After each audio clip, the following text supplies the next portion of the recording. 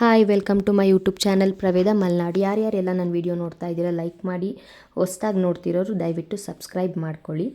ಮತ್ತು ಇವತ್ತಿನ ವೀಡಿಯೋ ಏನಂದರೆ ಆಲ್ರೆಡಿ ಗೊತ್ತಿರುತ್ತೆ ನಿಮಗೆ, ಯಾಕಂದರೆ ನಾನು ತಮ್ನೈಲಲ್ಲಿ ಹಾಕಿದ್ದೀನಿ. ಸೊ ಬೆಣ್ಣೆನ ತುಪ್ಪ ಮಾಡೋದು ಹೇಗೆ ಅಂತ ಇವತ್ತಿನ ವೀಡಿಯೋ ಮಾಡ್ತಾಯಿದ್ದೀನಿ. ನಾನಿಲ್ಲಿ ಬೆಣ್ಣೆನ KG ಲೆಕ್ಕದಲ್ಲಿ ತರಿಸ್ಕೊಂಡಿಲ್ಲ, ಸೇರ್ ಲೆಕ್ಕದಲ್ಲಿ ತರಿಸ್ಕೊಂಡಿದ್ದೀನಿ. ಓಕೆನಾ, ಒಂದು ಸೇರಿಗೆ ಒಂದು ಉಂಡೆ ಬರುತ್ತೆ. ಸೊ ಇಲ್ಲಿ ನಾನು 4 ಉಂಡೆ ತರಿಸ್ಕೊಂಡಿದ್ದೀನಿ, ಅಂದರೆ 4 ಸೇರು ತರಿಸ್ಕೊಂಡಿದ್ದೀನಿ.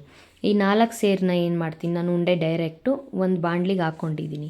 ಅದನ್ನು ಕರಗೋ ತನಕ ಏನೂ ಆ್ಯಡ್ ಮಾಡೋ ಆಗಿರಲ್ಲ. ನೀವು ನೋಡಿ, ಈ ಅದಕ್ಕೆ ಬಂದ ಮೇಲೆ ನೀವು ಒಂದೊಂದೇ ಐಟಮ್ನ ಆ್ಯಡ್ ಮಾಡ್ತಾ ಹೋಗಬೇಕು. ಉಪ್ಪು ಆ್ಯಡ್ ಮಾಡ್ಕೋತಾ ಇದ್ದೀನಿ, ನಾನು ಮುಂಚೆನೇ ಆ್ಯಡ್ ಮಾಡಿದ್ದೀನಿ. ಸೊ ಅದಕ್ಕೆ ಇವಾಗ ತೋರಿಸ್ತಾ ಇದ್ದೀನಿ ನಾನು.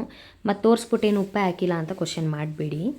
ಸೊ ಇದನ್ನು ಇದೇ ಹದದಲ್ಲಿ ಸಿಮ್ಮಲ್ಲೇ ಇಟ್ಕೊಂಡು ಇದೇ ಥರ ಬೇಯಿಸ್ಕೊತಾ ಇರಬೇಕು. ಸೊ ಇವಾಗ ನಾನಿಲ್ಲಿ 4 ಸೇರು ತೊಗೊಂಡಿದ್ದೀನಲ್ವ, 4 ಸೇರು ಬೆಣ್ಣೆಗೆ ನಾನಿಲ್ಲಿ 4 ಲವಂಗ ಹಾಕ್ತಾಯಿದ್ದೀನಿ, 1 ಸ್ಪೂನು ಮೆಣಸು ಹಾಕ್ತಾಯಿದ್ದೀನಿ, ಉಂಡೆ ಮೆಣಸು ಹಾಕ್ತಾಯಿದ್ದೀನಿ. ಆಮೇಲೆ 1 ವೀಳ್ಯದೆಲೆ ಮತ್ತು 2 ಏಲಕ್ಕಿ ಉಂಡೆನೇ ಹಾಕಿ, ಅದನ್ನೇನು ಕುಟ್ಟೇನು ಇದು ಮಾಡ್ಕೋಬೇಡಿ, ಪುಡಿ ಏನು ಮಾಡೋದು ಬೇಡ. ಏಲಕ್ಕಿ 2 ಉಂಡೆ ಹಾಕ್ತಾಯಿದ್ದೀನಿ. ಮತ್ತು 1 ಬೆಳ್ಳುಳ್ಳಿನ ಸಿಪ್ಪೆ ತೆಗೆದು ಅದನ್ನು ಬಿಡಿಸಿ ಈ ಥರ ಜಜ್ಜೋದೇನೂ ಇಲ್ಲ, ಹಾಗೆ ಡೈರೆಕ್ಟ್ ಹಾಕ್ತಾಯಿದ್ದೀನಿ. ಇದನ್ನು ಹಾಕಿ ಇದೇ ರೀತಿ ಸಿಮ್ಮಲ್ಲೇ ಬೇಯಿಸ್ಕೊತಾ ಇರಿ. ಮತ್ತು 1 ಸ್ಪೂನಷ್ಟು ಮೆಂತ್ಯ ಬರುತ್ತಲ್ಲ, ಮೆಂತ್ಯ ಕಾಳನ್ನ ಹುರಿದು ಪುಡಿ ಮಾಡಿ ಇಟ್ಕೋಬೇಕು ಸಪ್ರೇಟ್. ಅದನ್ನು ಈಗಲೇ ಹಾಕೋ ಆಗಿಲ್ಲ, ಈಗಲೇ ಹಾಕ್ತು ಅಂದರೆ ಅದು ಫಸ್ಟೇ ಹಾಕ್ಬಿಟ್ರೆ ಬೆಣ್ಣೆ ಕಪ್ಪಾಗೋ ಚಾನ್ಸಸ್ ಜಾಸ್ತಿ ಇರುತ್ತೆ.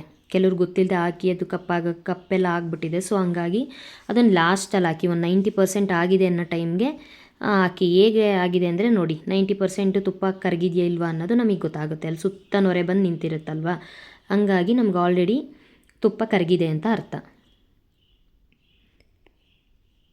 ಮತ್ತು ಬೆಣ್ಣೆ ತುಪ್ಪ ಹೇಗಾಗಿದೆ ಅನ್ನೋದು ಕೆಲವ್ರಿಗೆ ಗೊತ್ತಾಗಲ್ಲ, ಫಸ್ಟ್ ಟೈಮ್ ಮಾಡ್ತಿರೋರಿಗೆ.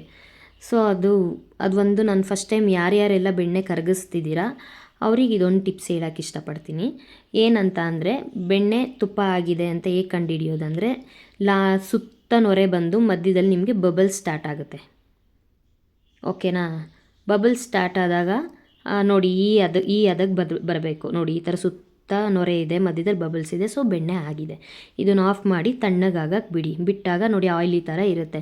ಇದನ್ನು ಒಂದು ಜಾಲರಿ ತೊಗೊಂಡು ಸಪ್ರೇಟ್ ಮಾಡ್ಕೊಳ್ಳಿ. ನೀವು ಯಾವ ಡಬ್ಬಕ್ಕೆ ಸ್ಟೋರ್ ಮಾಡ್ತೀರಾ ಅದಕ್ಕೆ ಇಟ್ಕೊಳ್ಳಿ. ಸೊ ಇದನ್ನು ಸಪ್ರೇಟ್ ಮಾಡಿಟ್ರು 1 ಮಂತ್ ತನಕ ತಿನ್ಬೋದು, ಏನಾಗಲ್ಲ. ಮೊದಲು ಆಯಿಲಿ ಥರ ಇರುತ್ತೆ, ಆಮೇಲೆ ನಿಮ್ಗೆ ಗಟ್ಟಿಗಾಗುತ್ತೆ. ಯಾರ್ಯಾರೆಲ್ಲ ನನ್ನ ವೀಡಿಯೋ ನೋಡಿದ್ದೀರಾ ಥ್ಯಾಂಕ್ ಯು ಸೋ ಮಚ್. ನನ್ನ ವೀಡಿಯೋ ನೋಡಿ ಲೈಕ್ ಮಾಡಿ, ಸಬ್ಸ್ಕ್ರೈಬ್ ಮಾಡೋದು ಮರಿಬೇಡಿ.